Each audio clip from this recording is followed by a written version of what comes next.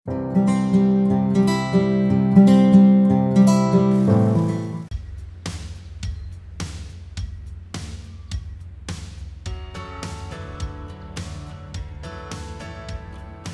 halo. Saya saat ini sedang berada di depan greenhouse keempat rumah Kabin Jaya Jahra. Tapi ini posisinya ada di samping rumah edukasi Yayasan Ultima Insani Madania. Jadi ini merupakan wakaf produktif yang dalam bentuk greenhouse yang diniatkan nantinya akan digunakan untuk menanam melon premium atau semangka. Dan nanti hasilnya itu bisa digunakan untuk membiayai operasional yayasan. Nah, di samping saya ini ada kitchen. Kitchen ini yang jadi pimpro untuk pembangunan ini. Kita belajar otodidak lewat YouTube maupun yang lain. Dan saya ingin wawancara kitchen karena di salah satu video ada teman yang tanya berapa sih biaya pembangunannya, seluk-beluknya dan lain-lain gitu. Halo Chen. Halo. Ya. Nah, ini yang pertama ditanya adalah ukuran dari greenhouse-nya berapa ya? Untuk greenhouse ini lebarnya 13,5 meter dengan panjang ke belakang 20 meter. 13,5 kali 20 meter. Berarti sekitar 260 meter persegi. Iya, kisaran 270-an lah. Ya. Ini posisinya tepat di samping rumah yayasan dan di samping saung yang tempat berkumpul. Kemudian di bagian depannya ini dibuat ditanami supaya space-nya bisa terpakai, ditanami tanaman sayuran, dalam hal ini kangkung dan bayam, serta di sebelah sini ada cabai dan terong. Ya. Nanti kita akan lihat ke dalam sekalian tanya-tanya mengenai detailnya. Ya. Oke kan?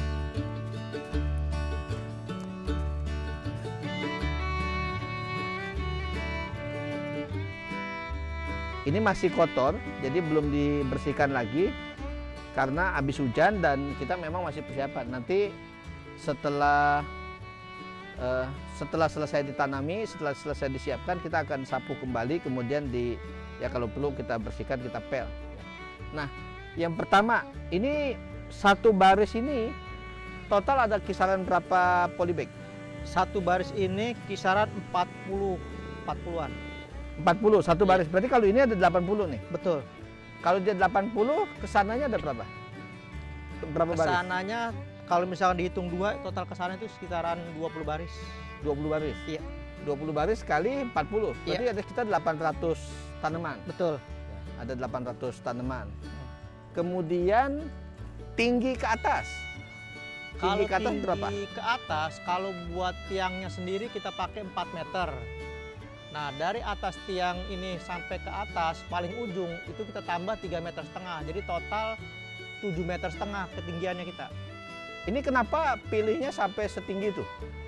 Karena pertama kita ukur di bawah itu buat lengkungannya. Kemarin kita coba pakai 3 meter, ternyata pelengkungan buat plastiknya itu kurang turun. Jadi posisinya kurang bagus. Jadi pas kita ukur di 3,5 meter, jadi dia bentuknya itu seperti kayak agak landai ya? Agak landai, seperti setengah lingkaran gitu. Jadi bagus buat turunnya air hujan. Itu pengaruhnya kalau dia terlalu pendek tadi itu lengkungannya nggak bagus karena nanti air hujannya malah ngumpul. Betul, bisa ngantong.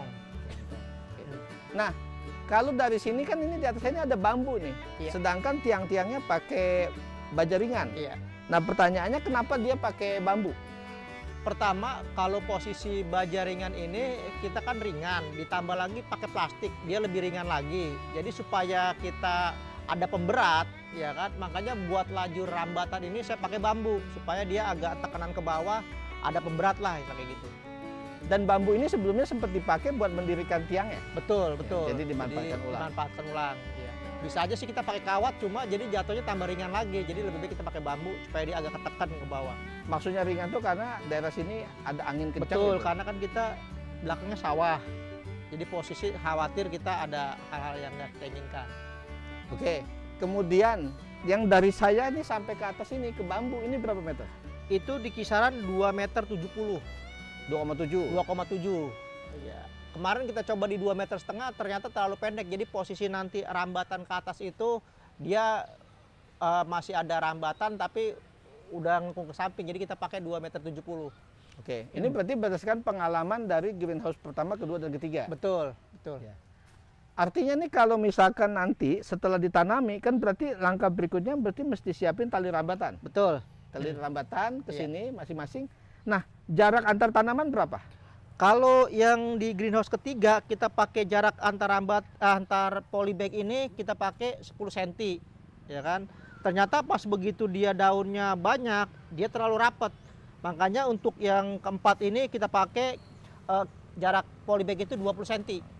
Oke. 20 cm. Berarti kalau 20 cm ini antar jarak ini. Iya, betul. Tapi jarak antar polybag sendiri ini malah nggak ada jarak. Nggak ada jarak, kita Kenapa? pepetin gitu. Ya supaya karena kan dia ngelebar nanti ke samping dia. Jadi supaya kita posisi nggak terlalu banyak makan ruangan. Gitu. Oke. Nah, kalau misalkan tadi dia posisi tanam di bagian mana? Di tengah atau di mana? Kalau kita posisinya ada di sebelah sini, kita tanam di sini.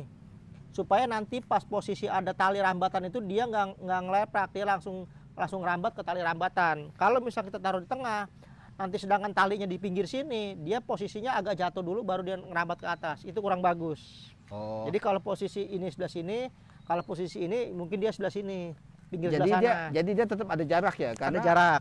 bibit yang satu di sana, bibit satu di sini. Betul. Oke. Kemudian ini kan tadi ditanami nih, sedang lagi proses penanaman. Iya. Ya, yang di belakang. Kalau saya perhatikan kan yang ditanam nih biji. Iya. Ya.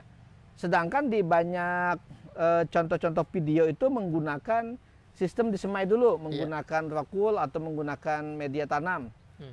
Pertanyaannya kenapa langsung biji?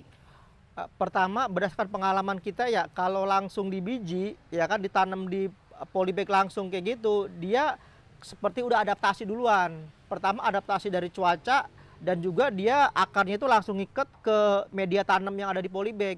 Kalau misalkan kita pakainya kita semai dulu di tempat lain, kita kadang-kadang buat penanaman itu butuh waktu.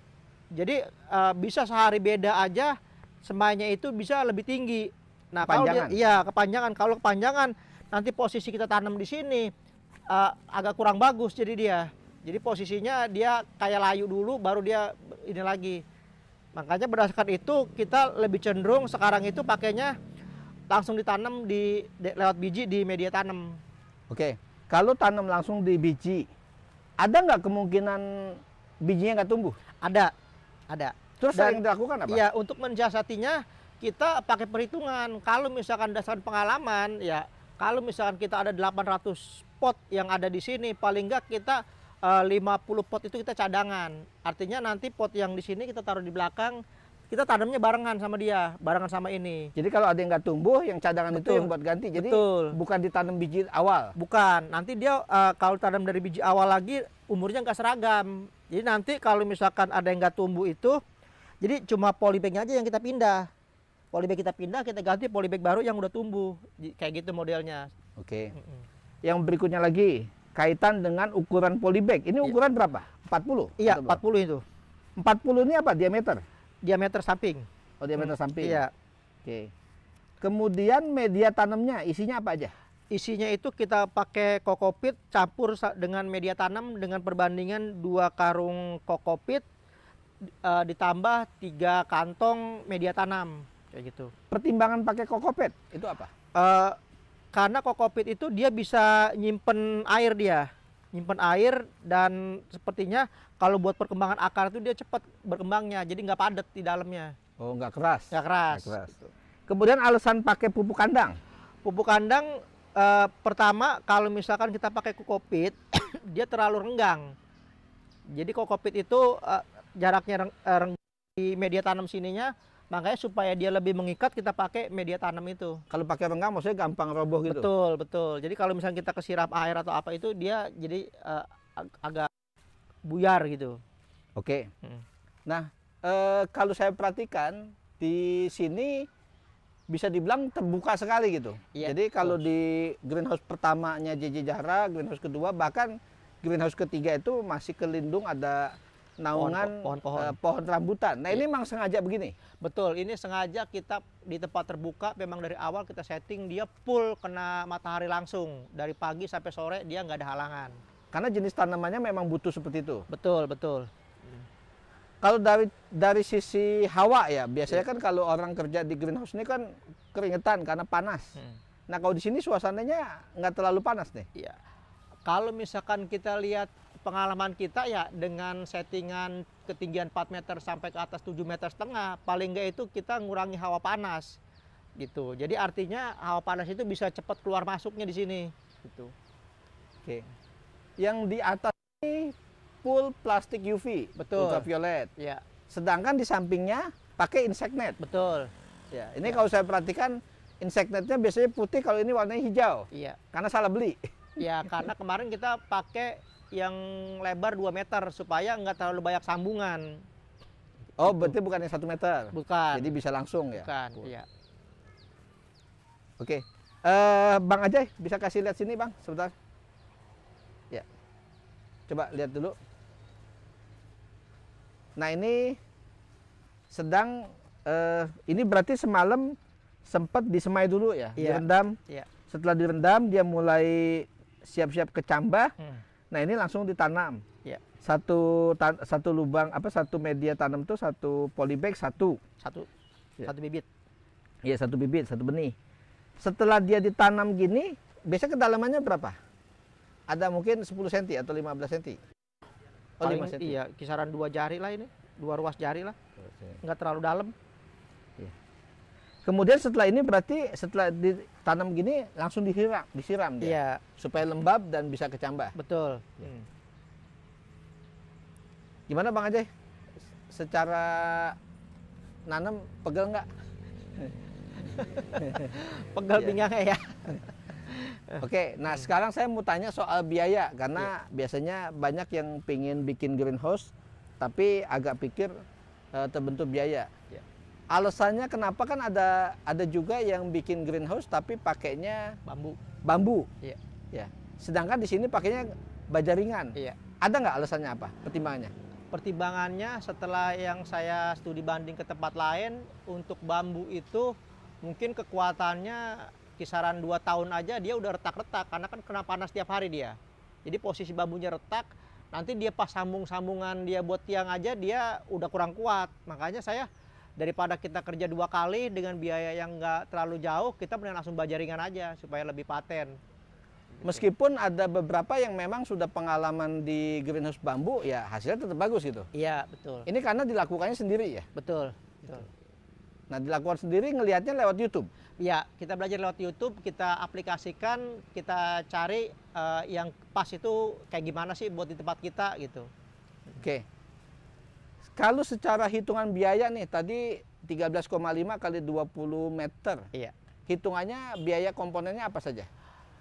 Pertama yang pasti itu baja ringan ya. Baja ringan itu kisaran habis 210 batang yang ketebalan 0,75. Terus buat bambu rambatan ini kita pakai 150 batang. Terus plastik UP-nya 1 gulung yang ukuran 4 meter. Terus insected-nya 4 gulung yang ukuran 2 meteran. Bro, kayak gitu. Kalau secara biaya untuk baja ringan sendiri berapa? Kalau untuk baja ringan sendiri, kalau di sini kan kisaran 80 ribuan per batang. Kalau misalkan 200 batangan berarti kisaran 16 jutaan. 16 juta. Iya, ditambah rank semuanya mungkin kalau buat biaya baja ringan, bambu sama tukang itu kita habis di kisaran 60 jutaan. Itu di luar insect net sama Betul. plastik. Betul, istilah sama plastik itu. 60 jutaan. Iya. Itu bahkan belum termasuk media tanam dan polybag segala macam. Belum. Itu jadi bangunan buat fisiknya aja. Secara hitung-hitungan break even point ya, maksudnya bisa balik modal. Mungkin itu bisa balik modal. Ya kalau misalkan kita belajar dari pengalaman, kalau tanaman kita sesuai dengan yang kita harapkan, ya mungkin 2 kali tanam itu kita udah bisa ini kali. Break even point. Iya. Oke, jadi secara hitung-hitungan mungkin karena biasanya yang pembelian insect net dan plastik UP itu saya yang lakukan dan saya mesti ngecek dulu harga di Tokopedia itu apa, karena waktu itu saya belinya lewat online di Tokopedia, jadi dikirim langsung. Kemudian juga untuk yang polybag itu juga ada medianya, hitung-hitungannya paling nanti dikalkulasikan dengan isinya atau media tanam dalam bentuk kokopet dan pupuk kandang. Nah, ini ada satu tambahan. Memang kalau dilihat dari sisi biaya, mungkin biaya ya cukup besar. Karena kita juga dilema, kalau tanggung-tanggung nanti hasilnya malah nggak keruan juga sayang. Makanya ini kebetulan niatnya diwakafkan untuk operasional dari yayasan supaya hasilnya bagus dan maslahat ya, manfaat buat banyak orang, makanya ini disiapkan semaksimal mungkin.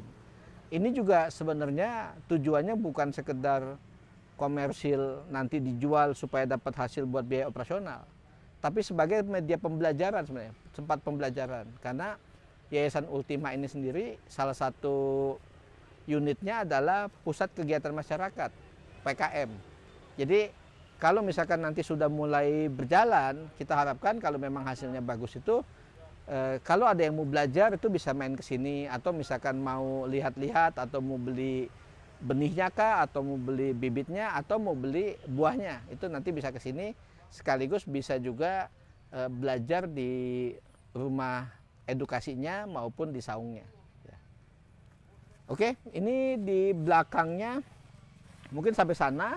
Nah, pertanyaan terakhirnya, apa masalah terbesar atau tantangan terbesar waktu bikin greenhouse ini, dan apa latar belakang bikin greenhouse, padahal di sini kan terbuka, bisa saja pakai tanam melon di hamparan gitu. Jadi kalau latar belakangnya atau tantangan terbesarnya adalah waktu pembuatannya. Waktu pembuatan itu karena posisi tinggi ini kita benar-benar pastikan keselamatan tukang-tukang kita buat naik ke atas. Ditambah lagi kemarin itu posisinya sehari kerja terus hujan, jadi gerimis, jadi lebih licin. Ya kan? Terus kalau buat itunya, pertama kalau alasan apa? Ya, Kenapa pakai greenhouse itu, pertama karena kalau kita pakai greenhouse paling enggak kita mengurangi sumber hama, ya kan, karena udah rapet seperti ini, jadi hama dari luar seperti kupu-kupu dan lain-lain itu nggak bisa masuk, ya kan. Jadi kita mengurangi biaya untuk obat-obatan. Ditambah lagi kalau misalkan pakai greenhouse itu lebih rapi, ya kan. Terus juga kalau kita buat belajar, buat uji coba itu kita lebih cepat kita pakai greenhouse dibanding kita langsung ditanam di udara terbuka, karena tantangannya itu buat wilayah sini tuh lebih besar dari sisi hujan, dari sisi macam-macamnya kayak gitu. Oke. Cuaca. Oke, untuk sementara mungkin liputannya seperti itu. Mudah-mudahan bermanfaat. Nanti kita akan update secara berkala. Kadang kalau yang lain mungkin berhasilnya ditampilkan, ya mungkin kita kalaupun gagalnya kita tampilkan supaya kita bisa belajar dari apa yang sudah ada. Ya, mudah-mudahan sih sesuai harapannya, sesuai niatnya, ini bisa hasilnya bagus dan bisa maslahat buat banyak pihak. Ya. Demikian. Untuk sementara update dari greenhouse keempat yang ada di Yayasan Ultima Insani Madania dan dibantu pengelolaannya oleh Jaya Jahra. Semoga bermanfaat. Sampai ketemu lagi pada video berikutnya. Salam Jaya Jahra.